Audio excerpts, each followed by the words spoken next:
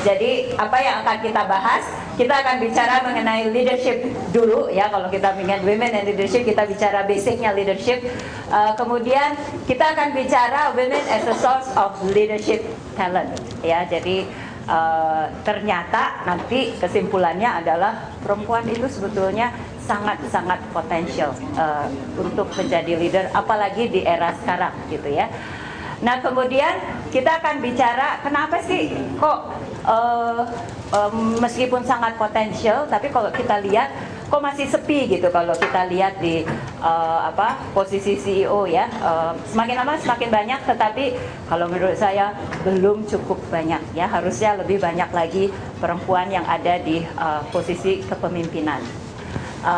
Kemudian kita akan bicara 7 aspek yang bisa membantu perempuan untuk lead sampai ke posisi leadership ya. Kita akan talk show dengan our own women leaders, dan istimewanya adalah our own women leaders ini dari zaman yang berbeda ya. Ada yang umurnya kepala 6, ada yang kepala 5 maksudnya saya, ada yang kepala 4, dan ada yang kepala 3. Jadi wanita 4 zaman. Kalau kita mau sukses sebagai pemimpin, sederhana ya, hanya 4 yang kita perlu tahu. Yang pertama, kita tahu kita ada di mana sekarang ya, baik personally maupun organisasi kita ya. Kita tahu the reality, dan semakin jujur kita mendefinisikan kita ada di mana, itu akan sangat membantu kita ya. Kalau kita agak tidak akurat mendefinisikannya, agak menghibur diri atau terlalu pesimis ya, sesudah itu kita tentu berpikir kita maunya kemana, apa sih organisasi kita mau dibawa kemana, visi kita apa. Dan visi tentunya perlu yang think big baru gitu ya. Kalau yang biasa-biasa aja kurang semangat, nanti adrenalinnya nggak keluar ya. Kita harus berani memikirkan sesuatu yang baru, sesuatu yang berbeda, sesuatu yang challenging ya. Udah kita tahu di mana kita, kemana mau kita pergi, tentu kita harus punya keberanian untuk memulai ya. Karena kadang-kadang orang cita-citanya hebat, konsepnya bagus, tapi nggak dimulai-mulai ya, sama aja bohong ya. Jadi kita harus berani memulai, dan tentu di dalam perjalanan kita selalu ada tantangan-tantangan. Penting bagi kita bahwa kita berani untuk bangkit lagi ketika ada setback, ketika ada halangan ya, dan bangkit lagi dengan lebih kuat dari sebelumnya ya. Yang keempat yang sangat penting adalah ethics ya. Jadi kita boleh sangat visioner, menginginkan sesuatu yang besar, yang bagus, yang istimewa, ya, punya courage, tapi jangan sampai kita menghalalkan segala cara, ya, karena orang akan ingat terus, ya, apa yang kita lakukan, ya. Kalau kita selalu pegang prinsip, maka kita akan membangun brand bahwa kita orang yang bisa dipercaya, kita orang yang ethical, kita yang hanya menjalankan sesuatu dengan prinsip-prinsip yang benar, ya. Sederhana kalau kita bicara leadership orientations cuma 4, ya. Kita tahu di mana kita sekarang, kita tahu apa yang kita mau ke depan, ya. Kita punya courage dan kita pegang business ethics, ya. Berikutnya, nah, kita tahu apa sih kelebihan kita, apa sih sesuatu yang bisa membuat kita berbeda, kita bisa menentukan pilihan kita, visi kita ke depan di mana, ya. Doing the right thing-nya itu right thing yang mana, ya, itu kita bicara leadership. Lalu mengenai value, visions, itu adalah bagian dari leadership. Dan leadership itu adalah bagaimana membuat bukan hanya visi kita itu hanya bukan menarik buat kita, tetapi juga membuat banyak orang percaya dengan, ya, dan dua-duanya dibutuhkan. Berikutnya. Kemudian jadi 3 pertanyaan mendasar gitu, ya, yang paling penting adalah where are we going, ya. Kita bicara soal visions, lalu what do we believe in, principles dari bisnis kita, ya. Dan banyak perusahaan yang sukses itu karena prinsipnya, ya. Kalau kita bicara kayak Body Shop atau kayak banyak perusahaan-perusahaan yang punya prinsip-prinsip yang mulia, prinsipnya itu justru menjadi sesuatu brand yang sangat kuat, ya. Jadi what do we believe in, ya.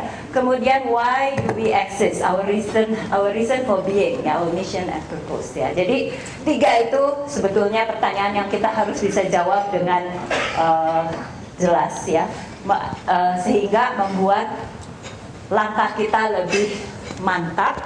Dan ketika ada tantangan, ketika ada badai, ketika ada gangguan, kita bisa dengan confident, ya, bahwa ini bagian dari perjalanan saya mencapai suatu tujuan, ya. Jadi itu gunanya kita punya pertanyaan-pertanyaan, punya jawaban yang jelas mengenai 3 pertanyaan, ya. Berikutnya, ya, itu tadi singkat sekali mengenai leadership, ya. Kita bicara leadership bisa panjang, tapi kalau kita ringkas intinya itu, ya. Nah, sekarang kita bicara women as a source of leadership talent. Kita mulai dengan ada next Ani, ada buku yang ditulis oleh Helen Fisher, ya, The First Sex: The Natural Talents of Women and How They Are Changing the World, ya. Dia bilang bahwa meskipun kita nggak mau stereotip perempuan dan laki-laki, ya, perempuan yang kayak laki-laki ada, laki-laki yang kayak perempuan ada. Kalau kita bicara perempuan juga ada 1000 macam perempuan, nggak ada yang sama gitu, ya. Tetapi ada sesuatu benang merah, ya, ada suatu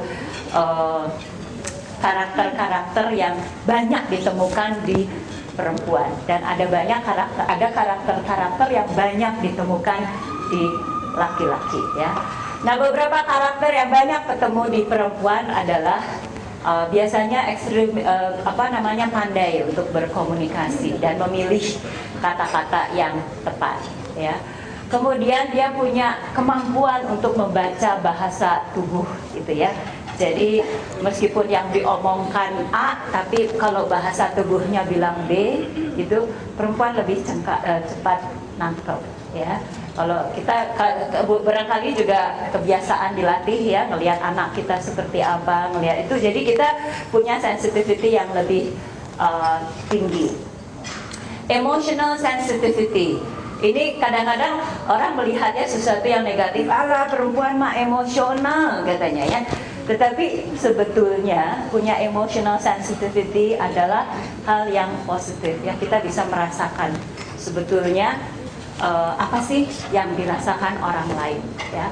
Kalau kita bicara leadership, kita bicara mengenai people, ya. Kalau kita bicara people, pendekatannya tentu kita harus tahu dia ada di mana, ya. Orangnya sedang happy, sedang moodnya sedang bagus, dibandingkan kalau orang yang sedang down, sedang kehilangan confidence, tentu pendekatannya harus berbeda, ya. Dan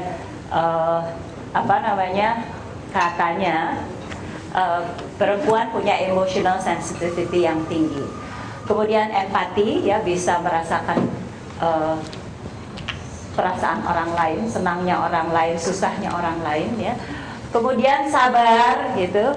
Kemudian ini ability to do and think several things simultaneously. Jadi kalau komputer itu bisa multitasking, ya, dalam satu waktu itu bisa beberapa hal dilakukan. Saya suka baca tweetnya orang, ini saya sedang interview ini lewat telepon, jawab pertanyaan lewat email, lagi sambil nyuapin anak, semuanya dilakukan at the same time, gitu, ya. Ya, itu adalah sesuatu yang katanya timbul karena kebutuhan. Kemudian kecenderungan untuk mempunyai rencana jangka panjang, ya. Itu sebabnya orang di tempat planning itu atau di keluarga biasanya urusan ngatur-ngatur uang dikasih ke yang perempuan, soalnya kalau enggak nanti keburu habis, gitu, kan. Awal bulan dari, jadi kita mikirin, wah nanti buat sekolah anak, buat apa yang jauh-jauh kita pikirkan. Kemudian a gift for networking and negotiating. Kemudian a preference untuk kerjasama, reaching consensus and leading via egalitarian team. Ya, jadi kebiasaan suka arisan, suka mencapai konsensus. Jadi gaya kepemimpinannya punya kecenderungan untuk lebih egalitarian. Kalau ditanya, enggak tuh bos saya yang perempuan itu otoritatif, ya biasa aja ada, ya enggak semuanya. Jadi ini lagi-lagi ini adalah kecenderungan, ya enggak berarti semuanya seperti ini, ya.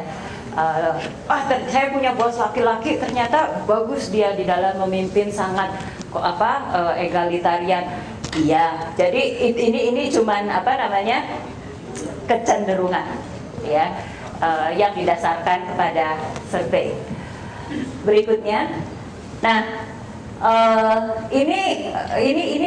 survei ini dilakukan oleh company yang melakukan survei terhadap 519 middle senior level managers, ya.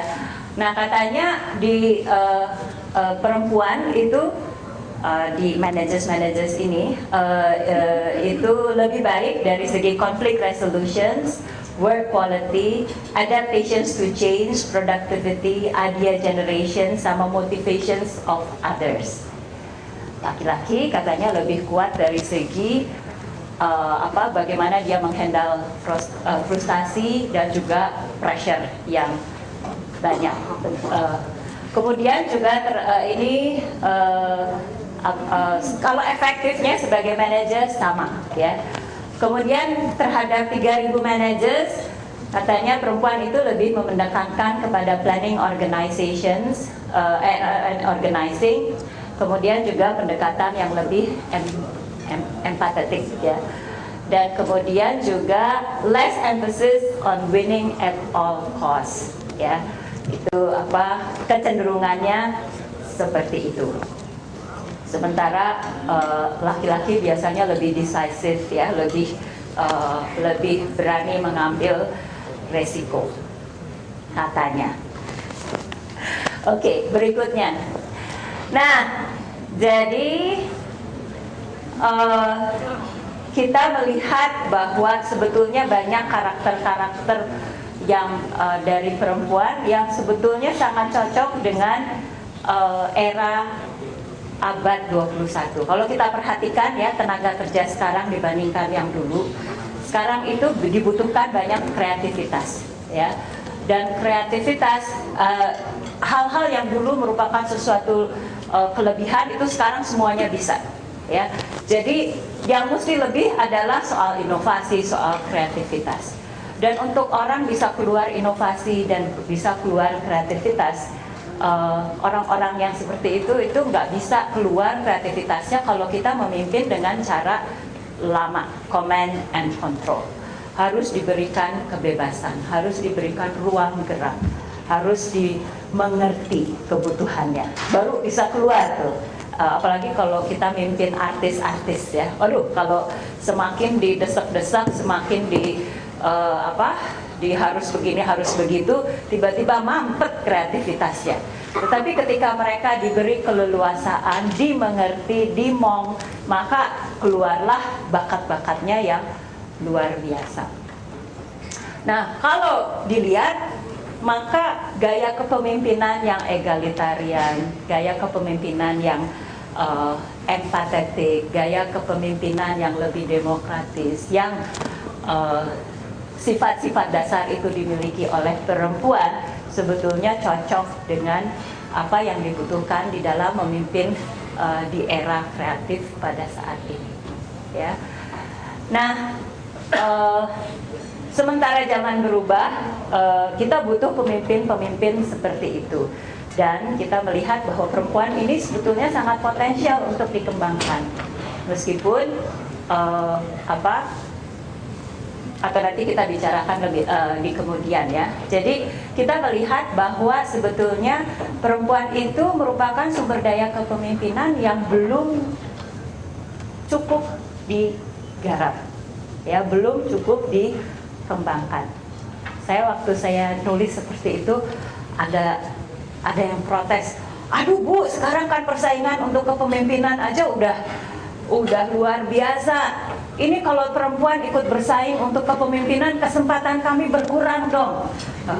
Saya bilang, justru kalau pemimpin-pemimpin yang bagus itu tumbuh lebih banyak, maka kita akan menciptakan lapangan yang lebih besar, ya.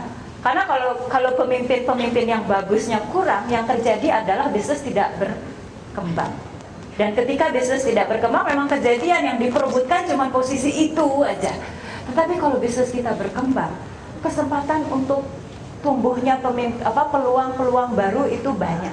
Jadi jangan dilihat bahwa kalau potensi yang ada di perempuan itu dikembangkan, itu akan mempersempit ladangnya laki-laki. Justru tidak, justru akan memperluas ladang bagi laki-laki dan bagi perempuan, ya. Jadi kita akan membuat kuenya menjadi lebih besar, sehingga akan membuka peluang kepada lebih banyak orang lagi.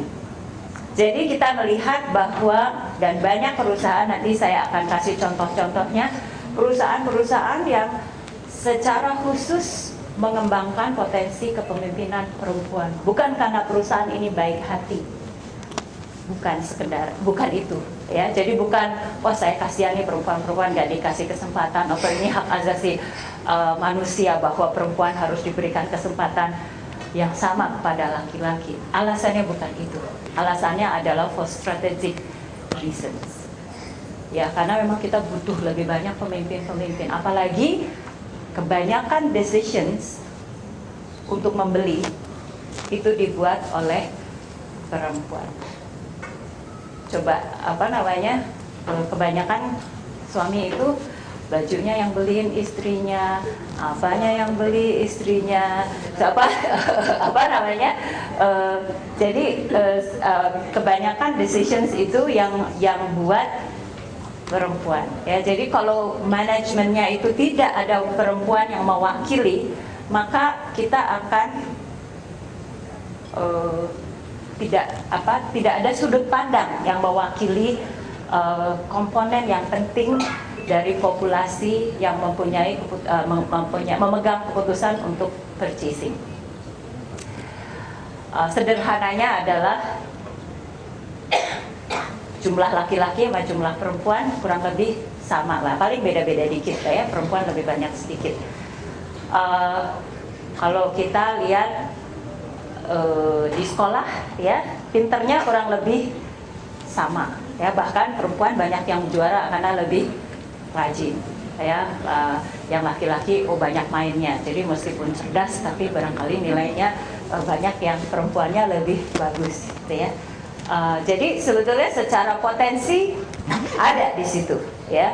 Dan tentunya kalau dilihat mana yang punya potensi kepemimpinan yang bagus, pasti cukup banyak dari perempuan yang punya potensi kepemimpinan yang bagus, ya. Tapi nanti kita bisa lihat bahwa yang sampai ke posisi kepemimpinan di banyak organisasi itu di bawah misalnya 30-40% gitu pegawainya perempuan.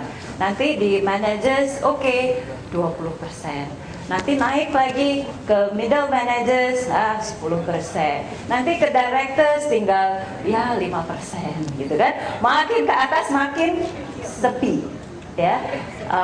Padahal sebetulnya mereka adalah sumber yang potensial, yang kalau dikembangkan keseluruhan organisasi akan mendapatkan manfaat, ya. Berikutnya, nah, jadi kenapa meskipun potensial, meskipun banyak karakteristik yang cocok untuk memimpin sumber daya manusia di era sekarang, dan ketika kita bilang leadership adalah about suatu saat dia ada temennya, teman saya juga gitu kan, pas dia milih-milih dia tanya, yang namanya Bayan yang mana sih gitu kan, teman saya, jadi dikasih tau. Abis itu teman saya ngomel-ngomelin saya, itu panjang lebar, lu gila, lu suami lu disuruh belanja begitu, maksudnya seakan-akan saya itu menelantarkan suami, padahal dia happy itu belanja gitu kan. Jadi itu adalah judgementnya masyarakat, ya. Tentu kalau suaminya pede kayak suami saya sih nggak ada masalah, dia ketawa gitu, ya. Tetapi kalau suaminya modelnya nggak pede gitu kan, waduh, tiba-tiba dia merasa, ini rupanya belanja itu kerjaan perempuan gitu kan. Jadi ada apa? Ada di dalam masyarakat itu timbul suatu atau ada suatu pembagian tugas gitu kan. Yang laki itu harusnya ini, yang perempuan itu harusnya ini. Kalau yang nyari uang itu harus laki-laki, kalau yang ngurusin rumah tangga itu harus perempuan, ya. Jadi itu yang kadang-kadang menghalangi atau membuat perempuan-perempuan yang potensial harus mengerem gitu ya, supaya dia tidak lebih maju dari suaminya, supaya tidak ada pressure yang besar ya bagi suaminya. Kemudian yang urusan organisasi ya, simpelnya begini, saya pernah ada waktu saya masih adik, oh ya, buat yang belum kenal ya, saya 24 tahun saya kerja di IBM, mulai dari trainee sampai ke CEO ya. Jadi saya 8 tahun sebagai CEO dari IBM di Indonesia, sebelum kemudian saya memutuskan untuk membangun bisnis sendiri sejak tahun 2008. Nah, waktu saya di IBM, pernah ada salah satu pegawai saya yang perempuan yang sangat potensial datang ke tempat saya. Dia bilang, aduh, saya kenapa ya, kok saya nggak dikasih penugasan-penugasan yang menantang ya. Dia pandai, dia sistem engineer ya, dan dia ingin berkembang jauh gitu ya. Jadi ada problem-problem yang complicated dan itu di luar kota gitu ya, dikasihnya ke yang lain, yang laki-laki gitu kan. Jadi saya tanya sama manajernya, kenapa kok dia nggak ditugaskan untuk menyelesaikan itu?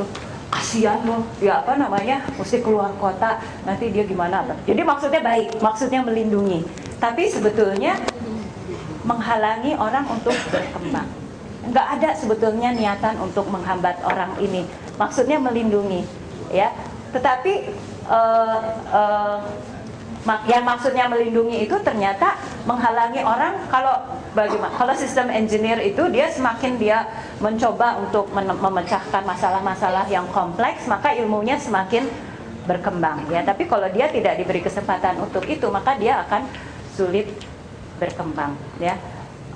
Kemudian juga beberapa organisasi itu sangat kaku ya. Bagaimanapun perempuan tetap melahirkan, yang itu nggak bisa didelegasikan ya. Jadi sehebat-hebatnya perempuan tetap aja dia harus melahirkan ya.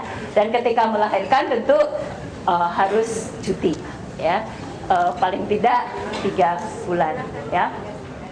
Dan ada beberapa organisasi yang berpikirnya sangat jangka pendek ya. Waduh, baru kerja 1 tahun udah sudah mau cuti 3 bulan. Tidak ada, kemudian 3 bulan juga kadang-kadang juga nggak bisa langsung smooth ya, masih menyusui, masih apa segala macam, sehingga butuh sesuatu fleksibilitas ya. Dan beberapa organisasi dibuat sedemikian kaku sehingga membuat beberapa perempuan akhirnya decided, udah deh saya berhenti ya. Jadi itu adalah beberapa tantangan yang sifatnya organisasi.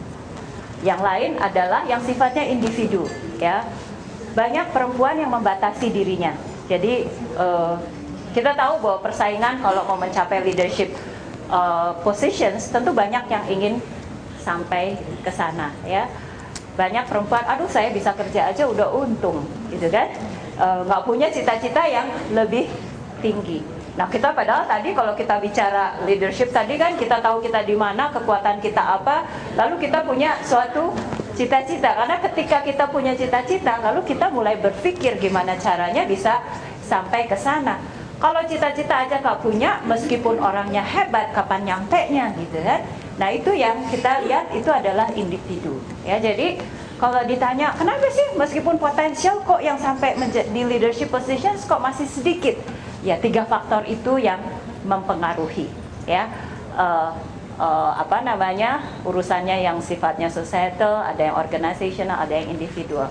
Kenapa ada yang sukses? Yang sukses itu adalah yang mereka yang bisa manage ketiga area itu. Berikutnya, Nah, ini adalah beberapa tips dari saya. Dan nanti pada saat talk show kita bisa dapat tips dari pembicara yang lain ya, yang bisa membantu perempuan agar meskipun ada tantangan 3 tadi tetap bisa sampai ke leadership positions ya. Jadi yang pertama adalah kita perlu punya mentor atau coach ya. Saya merasakan sendiri ya, mentor saya itu banyak memberikan advice ya, ketika kamu tadinya juga saya agak kurang mikir gitu kan, maunya kemana gitu kan. Kamu kemana sih gedenya katanya. Pertanyaannya simple, gedenya kamu jadi apa sih gitu. Artinya itu merangsang saya untuk berpikir, untuk punya visi, untuk punya cita-cita gitu kan. Kemudian dari situ kalau waktu itu saya share karena saya terinspirasi beberapa pemimpin di IBM waktu saya menghadiri suatu leadership conference ya, waktu itu diadakan di Amerika. Saya terinspirasi untuk untuk jadi CEO dari IBM Indonesia. Jadi waktu saya share saya pengen jadi CEO gitu kan, dia boleh lihat saya penugasan apa saja yang pernah saya lakukan, dan kemudian lihat, oh kamu masih bolong nih di sini, belum pernah memimpin services, padahal services itu hal yang sangat strategis di IBM pada saat itu ya. Jadi saya tahu, kalau saya nggak bisa lihat itu, tapi karena dia udah ngelihat banyak orang ya, istilahnya kalau orang yang lebih tinggi dia bisa lihat pola ya, jadi dia bisa kasih advice, sebaiknya kamu coba cari penempatan yang memimpin services ya. Jadi kemudian mentor itu bisa mempromosikan kita gitu. Saya perhatikan dia apalagi buat perempuan ya. Waktu itu saya adalah wanita pertama yang jadi presiden direktur dari IBM di Indonesia dan di Asia Pasifik ya. Banyak orang yang kandidat untuk CEO itu perempuan nggak diperhitungkan karena asumsinya dia pasti nggak pengen. Pasti dia ngurusin keluarganya udah pusing, masa ia mau disuruh ngurusin organisasi lagi gitu ya. Jadi waktu dikembangkan pun tidak, karena dianggap bahwa dia tidak punya keinginan itu ya. Nah, fungsinya mentor jadinya make sure bahwa di dalam mengembangkan orang itu nama saya ada di situ gitu kan. Jadi itu gunanya mentor. Kemudian increase visibility ya. Kadang-kadang saya perhatikan banyak perempuan-perempuan yang hebat ya, tetapi nggak banyak orang yang tahu ya. Tentu idealnya adalah kita itu hebat, bagus, tetapi juga orang juga tahu. Nah, gimana caranya supaya visibility kita itu bisa terlihat ya? Biasanya yang bisa dilakukan adalah selain melakukan pekerjaan kita, lakukan juga misalnya sesuatu extra project yang sangat visible misalnya ya. Jadi kita melakukan lebih dari apa yang sedang kita lakukan. Misalnya ada sesuatu project yang timnya itu dibentuk dari berbagai departemen ya, apalagi kalau projectnya itu adalah idenya datang dari CEO-nya, ya, kita ikutan volunteer di situ gitu. Kerjanya lebih berat ya, artinya ada ekstra, tetapi membuat kita jadi lebih kelihatan. Kemudian juga kalau datang ke kelas bikin ekstra persiapan, siapin pertanyaan supaya kita bisa tanya sesuatu yang intelligent. Jadi orang jadi kadang-kadang perempuan cenderung duduknya di pojok gitu, diem dari awal sampai akhir gitu kan, jadi nggak ketahuan gitu ya. Nah, padahal kita perlu untuk visible. Kemudian develop effective network ya. Jadi siapa yang tahu kita itu penting untuk progres kita ke depan. Kemudian learn to communicate effectively. Ini seringkali yang jadi batu sandungan adalah bagaimana kita membalance antara work and family ya. Kita harus pinter-pinter untuk bisa say no untuk hal-hal yang sebetulnya kalau ada yang urgent important, ada yang urgent not important, ada yang not important not urgent, ada yang urgent not important ya. Kita mesti pilih-pilih. Kalau kita nggak hati-hati, kita lakukan semuanya yang urgent tapi sebetulnya not important ya. Waktunya habis, tenaganya habis, tetapi kita kalau dilihat ujung-ujungnya apa sih yang kita hasilkan? Nggak ada ya. Jadi kita harus lihat sebelum kita lakukan, ya. Kalau kita bicara leadership kan do the right things.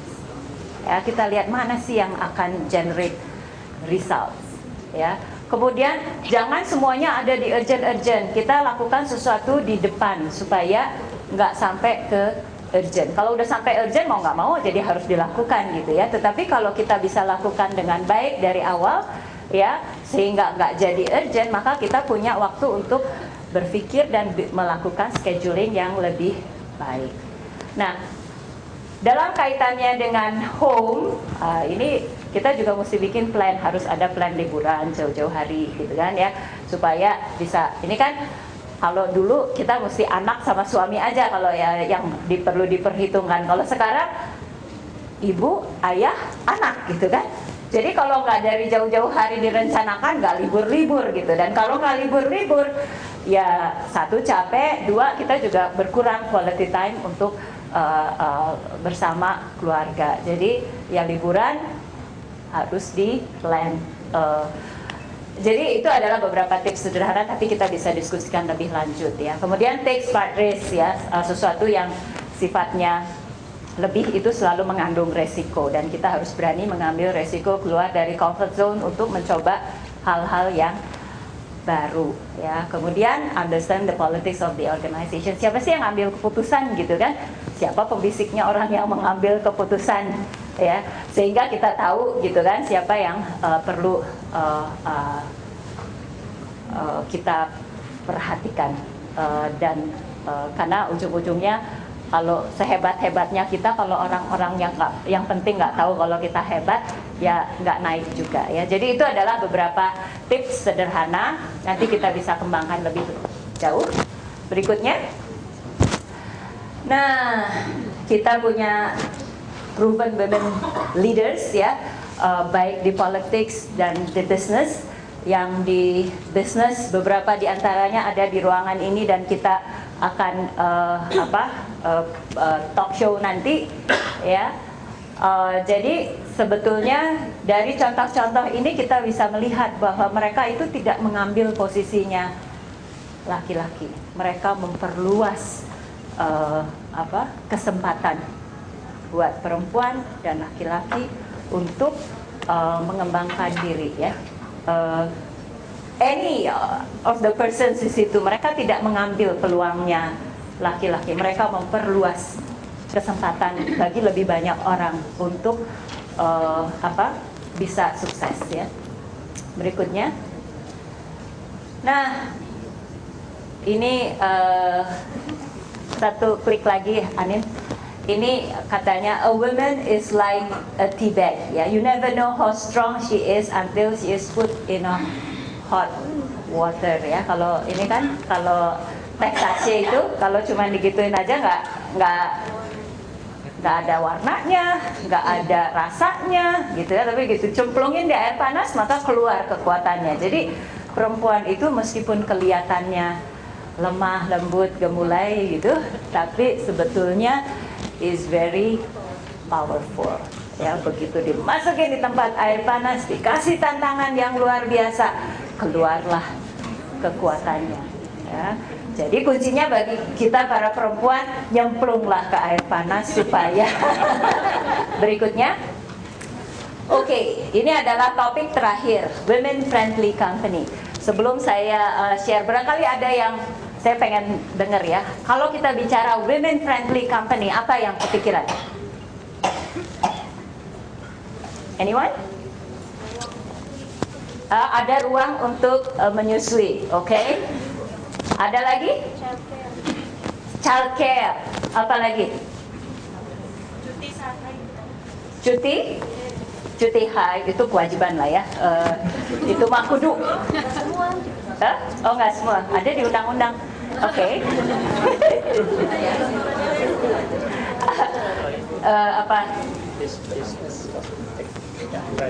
Oh, business cosmetics itu friendly to women. Oke.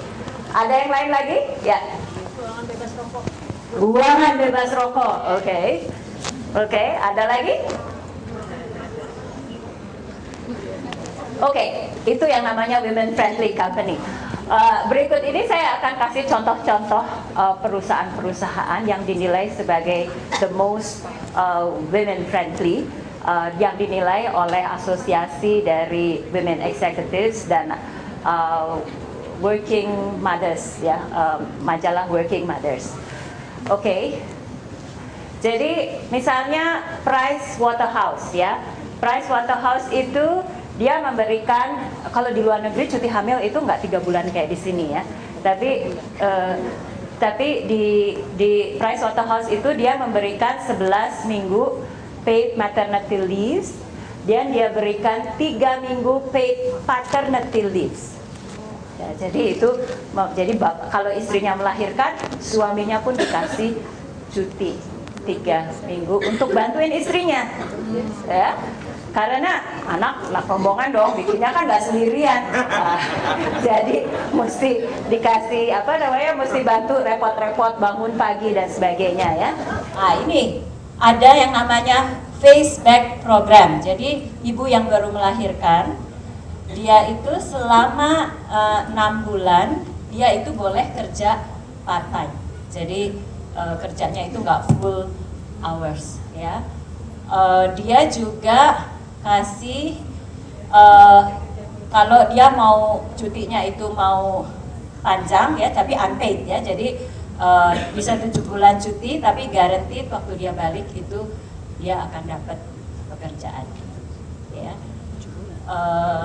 7 bulan. Yang dari 7 bulan itu yang 2 months itu fully paid, yang 12 weeks itu partially paid, ya. Dan memang bisa dilihat hasilnya, jadi banyak perempuan yang di leadership positions. Berikutnya IBM. IBM fokusnya satu memang telecommuting, ya. Jadi salah satu kenapa saya bisa ngurus anak tapi at the same time bekerja, karena saya bisa kerja dari mana saja, ya. Nggak ada yang absen saya gitu. Yang penting hasilnya keluar. Mau kerjanya dari rumah sakit, dari kamar tidur, mau dari mana aja terserah, pokoknya hasilnya keluar, ya. Dan kemudian IBM itu mengirim perempuan-perempuan yang potensial untuk mengikuti leadership development program. Dan itu adalah salah satu yang membuat menginspirasi saya untuk ingin mencapai posisi yang tinggi, ya.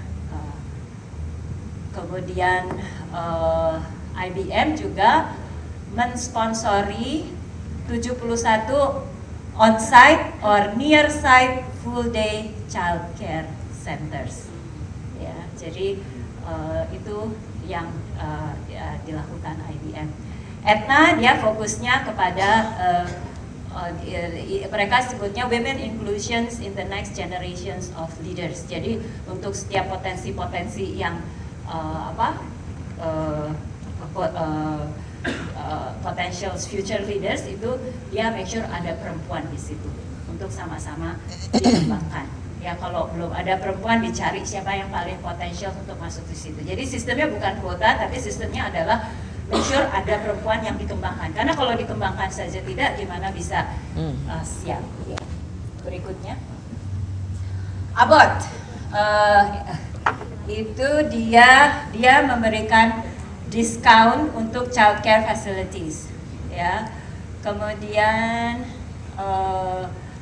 maternity leave-nya 6 paid weeks, 6 minggu, ya. Kemudian ada juga parents, kalau yang adopsi anak itu parents-nya mendapatkan 2 weeks vacations, ya. Kemudian JP Morgan ya, ada telecommute, ya, jadi bisa kerja dari mana saja, flexible hours. Kemudian ini dia menarik juga. Jadi orang bisa share satu pekerjaan. Jadi satu pekerjaan dikerjakan oleh 2 orang, shared salary. Jadi ada period di mana perempuan itu cuma bisa kerja setengah hari, ya, dia cari orang lain yang punya kebutuhan sejenis, jadi dia share satu pekerjaan. Ya. That's interesting. Unik, menarik. Nah,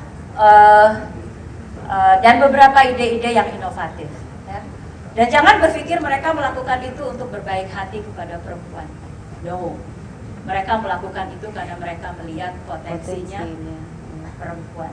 Dia mau melakukan extra effort, invest lebih banyak agar dia bisa mendapatkan perempuan-perempuan yang bagus untuk memberikan kontribusi membawa perusahaannya menjadi lebih sukses lagi. Ya, jadi mereka tuh bukan melakukan itu karena hak asasi manusia, aduh kasihan perempuan. No, mereka lakukan itu for business reasons. Mereka ingin bisnisnya lebih berkembang, dia ingin bisa masuk ke pasar-pasar baru, ya, dan bisa memanfaatkan talents yang dimiliki oleh perempuan.